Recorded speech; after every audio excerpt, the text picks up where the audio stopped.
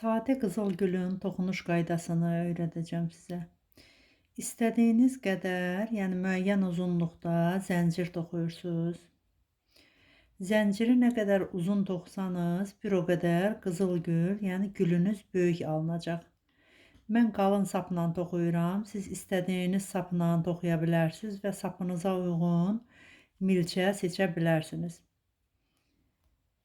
Nazik incə saplarla balaca alınacaq, qalın göbut saplarla isə böyük alınacaq. Mən əlimdəki iplə toxuyuram və sizin daha diqqətlə görməyiniz üçün qalın ipdən istifadə eləmişəm.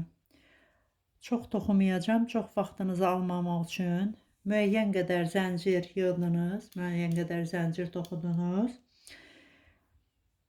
Bundan sonra deməli axırdan 5-ci ilməyə 1, 2, 3, 4, 5, 5-ci ilməyə batırırıq və ipi 2 dəfə doluyuruq. Milçənin üstünə 2 qat stolbiklə toxuyacağıq. Çıxartdınız, ikisini 1, ikisini 1 və ikisini 1. Stolbik uzun olmaq üçün belə 2 qat, yəni stolbikdən istifadə edirik. 2 qat stolbik o deməkdir ki, ipi 2 dəfə doluyuruq. Yəni 2 qat üstün. Bir dəfə çıxartdınız ikisindən. Bir dəfə ikisindən də çıxardırsınız, bir dəfə ikisindən də çıxardırsınız. Yəni 3 etapdan ibarətdir. Təkrar göstərirəm. 2 dəfə ancaq eyni ilməyə 3 dəfə batırmalıyıq. Eyni ilməyə 3 dəfə 2 qat stolbik. Üzr hesab edin. Baxın 2 dəfə doladım. Təkrar eyni yerə batıram. İkisindən bir çıxardıram. İkisindən bir və ikisindən də bir. Baxın, uzun belə sütun əmələ gəlir. Bunu bütöv stolbiklə də eləyə bilərsiniz. Eyni ilməyə 3 dəfə batırdım. O birisi ilməyə 2 dəfə batırıram. Birinə 3 dəfə, birinə 2 dəfə. Daha dalğalı, ləçəkləri daha geniş olmağını istəsəniz, eyni ilməyə 3 dəfə də batıra bilərsiniz. Mən indi sonda göstərəcəm sizə. Buna 3 dəfə batırdım, buna 2 dəfə, buna da 2 dəfə batırmışam. Buna isə yenə 3 dəfə batıracağam. Yəni 3 dəfə toxuyacağam. Görürsünüz, uzun-uzun 2 qat sütundan.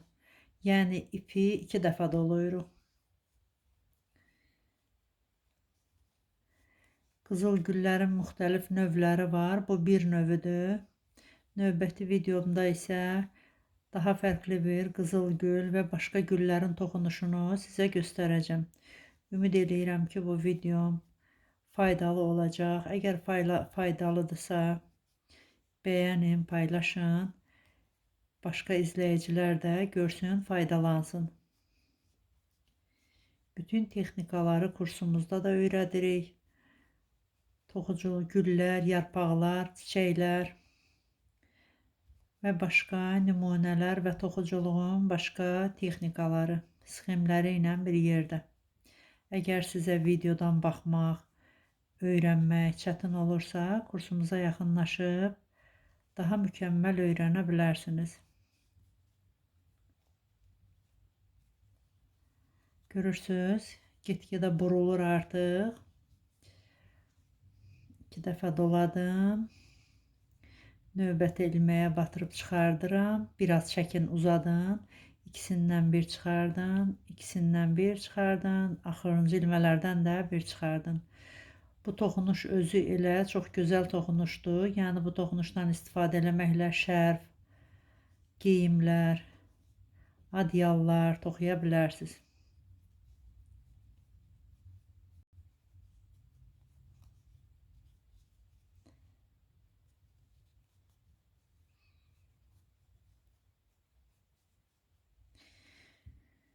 Vaxtınızı almamaq üçün biraz tez-tez toxuyuram.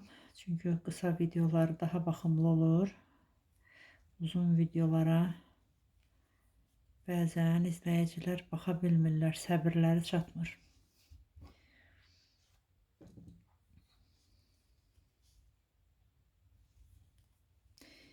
Bir ilməyə 3 dənə, bir ilməyə 1 dənə də toxuya bilərsiniz.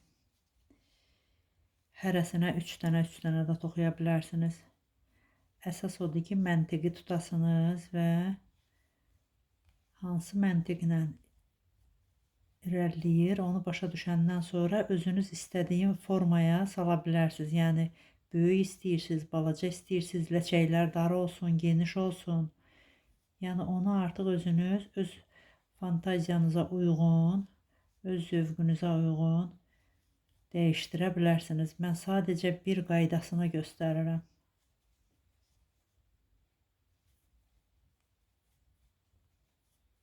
Və bunu sonuna qədər davam elətdirmək olar. Axıra qədər. Nə uzunluqda istəsəniz. Yenə deyirəm, zəncir uzun olanda gül də böyük olur. Deyək ki, toxudunuz 10 sm, 15 sm fərqi yoxdur. Toxuyub qutarandan sonra mən burasını toxumuram artıq. Çünki vaxt gedir. Bu qədər kifayətdir, məntiqlə göstərim sizə. Baxın, belə bükürsünüz. Bu formada bükürsünüz. Kip. Bükəndən sonra baxın, elə hesab eləyin ki, böyükdür də. Yəni mən balaca eləmişəm nümunə üçün. Bax belə büküb arxadan iynə ilə, iynə sapla, yəni öz sapı ilə bunu belə bəndləyirsiniz, tikirsiniz bura. Və salam olur bizim gülümüz. Mən bunu canlı yayında da göstərmişdim. Baxın, belə bir qızıl gül forması istədiyiniz rəngdə, istədiyiniz ölçüdə toxuya bilərsiniz.